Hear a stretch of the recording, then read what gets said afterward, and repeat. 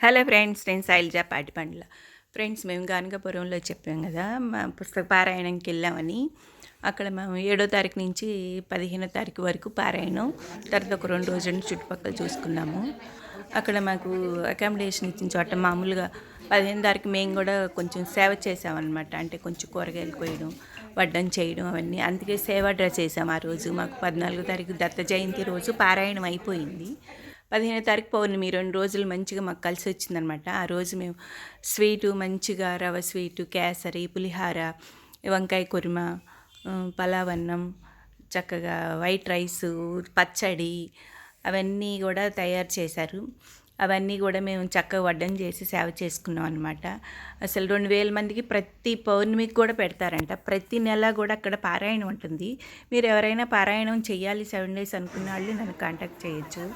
అక్కడ చక్కగా అవన్నీ 14వ రోజు అయిపోతుంది. 15వ రోజు పౌర్ణమి అనమాట. ప్రతి పౌర్ణమికి అక్కడ 2000 మంది పైగానే వాళ్ళు అన్నదానం చేస్తారు.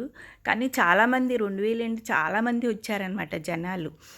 వస్తూనే ఉన్నారు, పెడతా ఉంటే మధ్యాహ్నం 12 నుంచి పెడతాము. చాలామంది వచ్చారనమాట జనాలు. ఇంకా అసలు మా వంటలు చూసి వాళ్ళు చాలా మెచ్చుకున్నారు.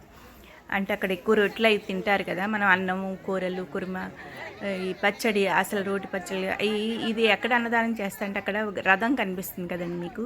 అక్కడ ఒక శివాలయం, పాత శివాలయం ఉంటుంది. ఆ శివాలయం దగ్గర ఇప్పుడు రెనోవేషన్ చేస్తున్నారు. ఆ ప్లేస్లో రథం ఉంటుంది అనమాట. అదే మీకు గుర్తు. అక్కడ అన్నదానం ప్రతి పౌర్ణమికి ఉంటుంది. ఎవరైనా వెళ్ళి భోంచేయచ్చు. చక్కగా దద్దోజనం, పులిహార, సాంబారు, పప్పు, దోసకాయ, అన్నీ పచ్చళ్ళు, కూరలు అన్నీ ఉంటాయి అన్నమాట. మన తెలుగు భోజనం మొత్తం. దాని గురించి చాలామంది వచ్చి బాగా భోంచేస్తారు. అందరూ మెచ్చుకున్నారు కూడా, చాలా బాగుంది, చాలా బాగుంది, అంత బాగా చేస్తారు ప్రతి పౌర్ణమికి. మేము ఈ లోపల అంతా రెడీ అయ్యే లోపల భిక్షకి వెళ్ళామనండి. ఆ చుట్టుపక్కల 12ంటికి అక్కడ బ్రాహ్మిన్స్ ఇల్లు కానీ అక్కడ భిక్ష పెడతారు. అదంటే మనం తీసుకుంటే చాలా మంచిదంట. ఒక బాదమాకు అమ్ముతారు 10 రూపాయలకి.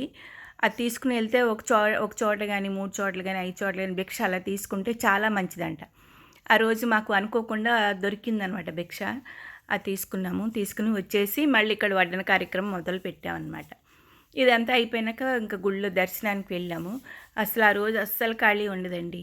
చాలా ఫుల్ రష్గా ఉంటుందన్నమాట. అంత బాగా రష్గా ఉంటుంది. మాకు 5 వరకు కూడా అవుతూనే ఉన్నాయి భోజనాలు. ఇంకా వస్తూనే ఉన్నారు, అన్నం వండుతూనే ఉన్నారు. అలా పూర్తిగా అనమాట జరుగుతూనే ఉన్నాయి.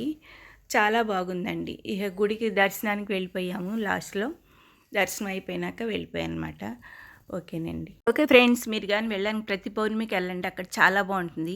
ఇది కానీ మీకు నచ్చినట్లయితే please subscribe, like and share. Thank you friends. ఓం శ్రీ గురుదత్తాయ నమః.